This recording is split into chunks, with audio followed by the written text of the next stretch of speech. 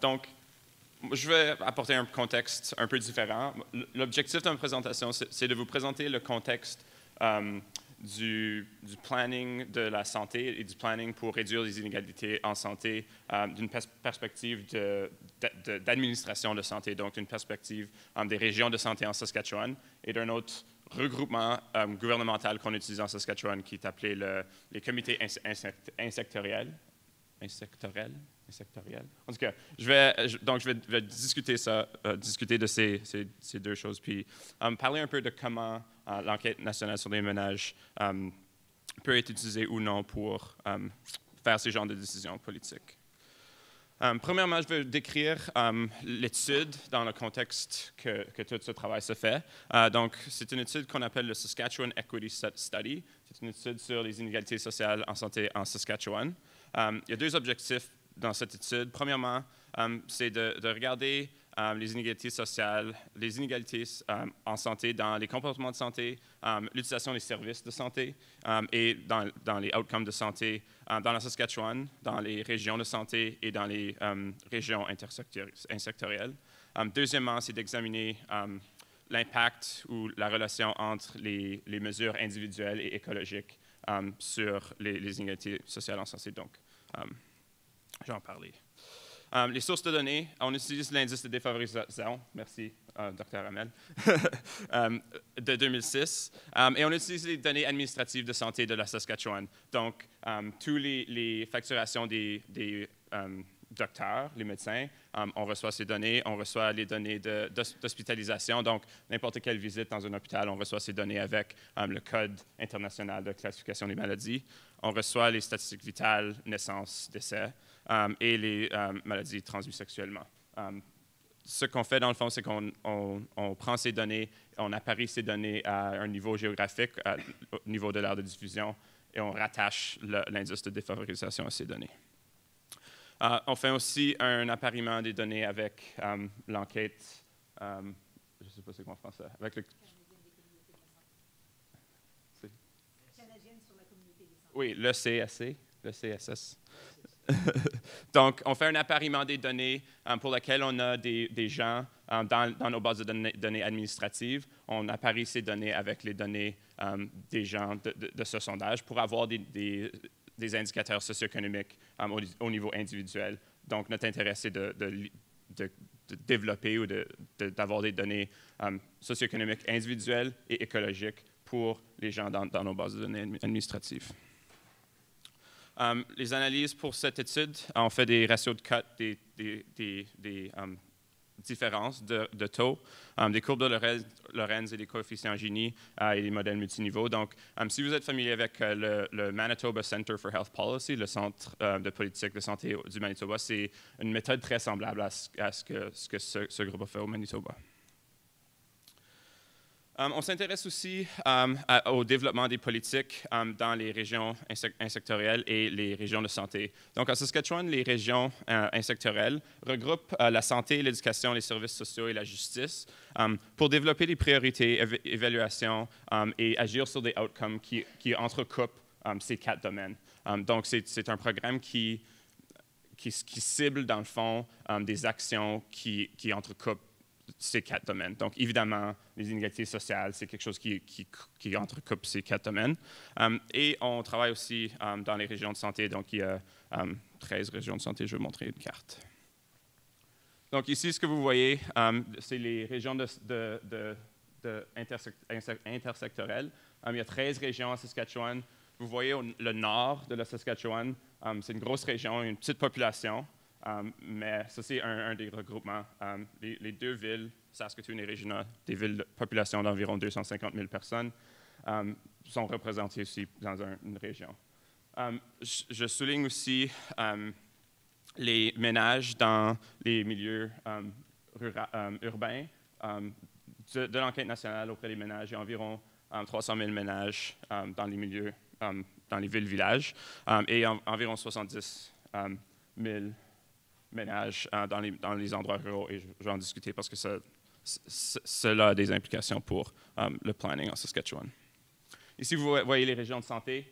Donc, 13 régions de santé, évidemment, les chiffres sont pareils. Donc, les régions de santé, c'est vraiment où les services de santé sont administrés. Les régions sont indépendantes. Ils peuvent développer leurs propres actions, leurs propres cibles pour agir sur la santé.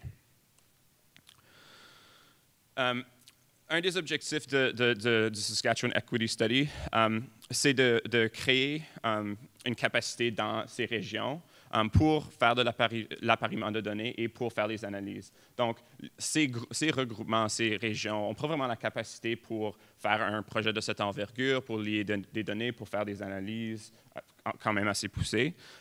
Donc, notre objectif, c'est de fournir les données et de fournir aussi des indicateurs ou des cibles pour que ces régions puissent faire du planning de santé. Et c'est quelque chose qu'on croit être crucial dans le développement des politiques publiques pour réduire les inégalités sociales en santé.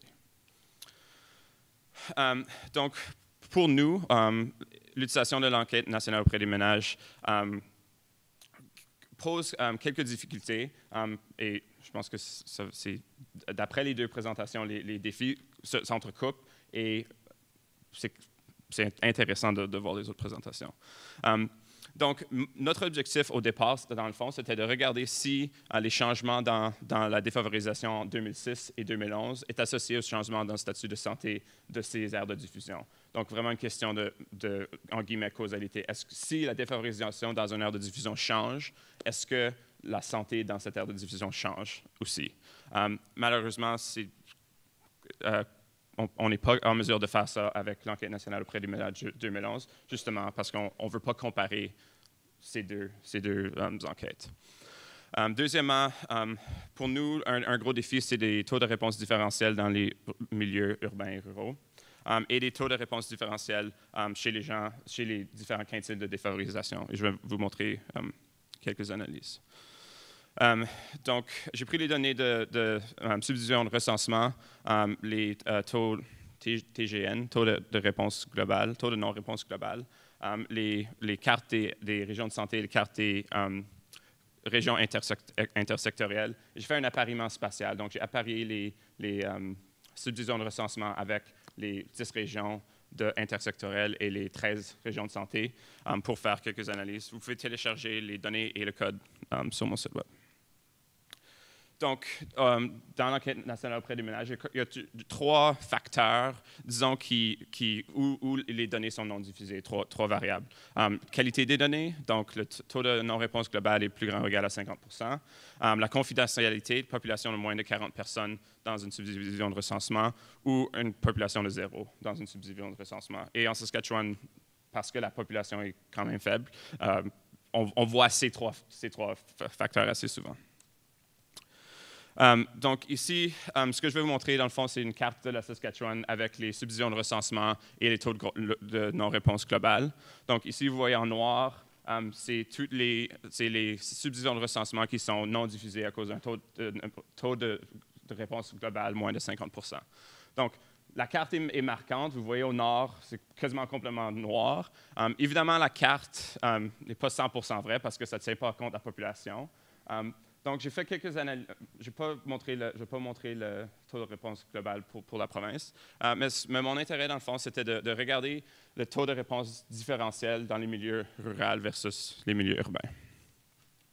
Donc, si on regarde rural versus urbain, environ 55% des ménages dans les milieux ruraux en Saskatchewan sont non diffusés à cause du taux de réponse non global plus grand ou égal à 50%, et c'est environ 8% dans les milieux urbains.